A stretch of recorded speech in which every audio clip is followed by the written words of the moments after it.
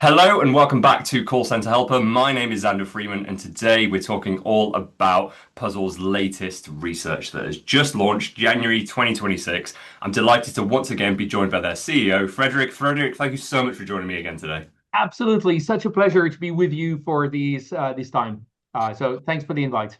No, thank you so much for joining me. Like I say, whenever a company like Puzzle releases a report like this, I always think as much as we can talk about the report itself, I love diving into some of the data behind it. So whenever I get a chance to speak to someone, and sometimes it is the CEO, which is always nice, to really sort of delve into the key talking points that you think our audience really need to take from this report, why wouldn't we do it? Absolutely. So I think that's good. We have a report, at the same time, I have my own experience speaking to analysts, partner, customers, prospects. So we'll put that into illustration during our talk. I think that's the key thing here is, and so, like I say, we're going to delve into some of those individual data points. The reason I'm interviewing you here is because, like I say, you've got so many different customers that are living this stuff as well. And I think you can give some really nice little examples for our audience in terms of how best practice looks like from this perspective. So, without further ado, let's crack in. Let's talk about AI adoption in general. Your report states that whilst 85% of contact centers feel ready to adopt AI, only 35% actually feel fully prepared for it. What do you think is driving that gap? Look, I think there's a couple. So first of all, it's on the agenda everywhere. So Mm, there's this awareness I should do, we will do something, but there's a couple of roadblocks, and one of them is definitely the lack of internal expertise within AI. So, hey, where do I start? The second thing is definitely driven by privacy, compliance, regulatory. And the last one is, of course, budget-wise, because of our customers or the people, the panel here, they're asked to deliver more with the same or even more with less. So, of course, is how do I embark bringing new technology in the mix? And there needs to be a clear outcome or business case at least. no, I think that's really fair. I mean, you mentioned the sort of well, you mentioned the panel. Let's put it on leaders themselves, CX leaders. What do you think are some of the biggest misconceptions that CX leaders still have around what it really takes to make AI work at scale within customer contact? So one thing we need to look at definitely is that if you say AI is a big word and now it's Gen AI and agentic AI, so it's a little bit of where do I start? And one thing that is reflected in the report, which actually goes hand in hand with what we do at Puzzle, is AI to do three things. Mm, AI to automate customer journeys. The second use case is around AI to augment the human agent, mm, not to replace them, but to make them more, to superpower them, mm. basically, to be more productive, more effective, to remove repetitive tasks, all the tasks that they found kind of non-value add. And the last use case is all around insight, where actually Gen AI is fantastic to identify patterns in large data sets. So this is where it can be seen as a jungle, but at the end is three main use cases. And for the CX leaders, clearly in the report, and what we see is let's try to make smaller pilots and address these automate, augment, analyze. I think that's absolutely the right way to be looking at it from a 2026 perspective, right? It's not taking it as an insurmountable task. It's the small micro use cases that you can build on, quantify, and deliver on, which is the important part. I mean, let's dig into the second part of what you just said there, which was sort of augmenting the human side of things. So one of the statistics that I really liked in the report was pointing out the use of AI with onboarding and training.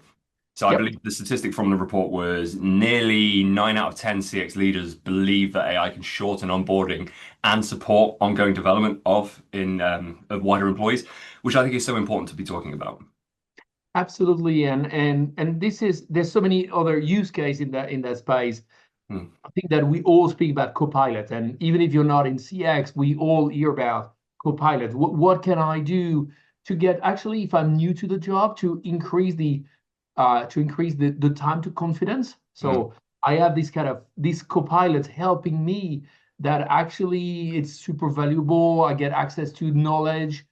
It's that's a compass or a a co-pilot. I think that's what it summarized. What we see as well is actually conversational analytics, not used to deliver insights to the CX leaders and beyond the CX leaders, the chief product officers, but actually conversational analytics used to better coach the agent. So in the old world, it was a lot of automate or manual QA. We spoke about QA, and now using AI actually to better support the coaching, the performance management of the agent, and in some cases, without the manager in the loop. So Mm. it's a lot of self-training. I can go and analyze my calls. If I have a script as an agent, am I on script? I'm more negative, positive. So all that is not even a click of a button, is directly delivered to the agent, the contact center managers, and that's where onboarding and training is totally improved. I think that's so important to be talking about it because I mean, we talk a lot about customer contact with AI and the sort of the impact that has on what we tend to call the human capacity side of things. But it's so important not just to measure that as capacity, it's also what you're doing with that spare capacity as well. I think training, like you just mentioned there, training is such an important part of that, whether it's you specifically delivering that training, carving out those extra hours to deliver that training to the team, or if it's carving it out to work on the operational side of things to deliver that automated training to a team. That's something that I think is so important to take from a report like this, as well as the importance of that. And just to say, one of my things for 2026 is consistently repeating that message as we go forward. Yeah. And then I suppose to wrap up here, I'd be remiss with the CEO of one of the largest CCaaS vendors in the world. What we're looking at is this tech stack consolidation trend that seems to be going through here. So obviously, it's not anything new in the sense of we've been talking about it for a while, but I do think where we're at the moment, it's quite an important topic to be talking about. Why do you think this has become so urgent now, and how important is simplification when it comes to unlocking the full scope of what AI can offer contact centers? Sure. And here, if you look in the report and beyond the report, we know that CX leaders, they have two major things to manage. On one side is how do they improve customer experience, but not at any cost. So operational efficiency, very important. And how do you do that? Okay, but you need to, and we spoke about AI, you need to leverage data. Okay, where do I find my data in my tech stack? And actually, when we look around, and the report clearly points at this, that in average, there's 4.5 different system use, and that creates silos. And these silos, there's data, and if you don't have the consistency in your data, it's kind of hard then to go and support the customer. It's kind of hard to automate. Even the augmentation is very hard and kind of hard to get the insights. So it's inefficient. There's too many systems, not even speaking about for the agent, like doing the tab control between different systems, which is inefficient as well.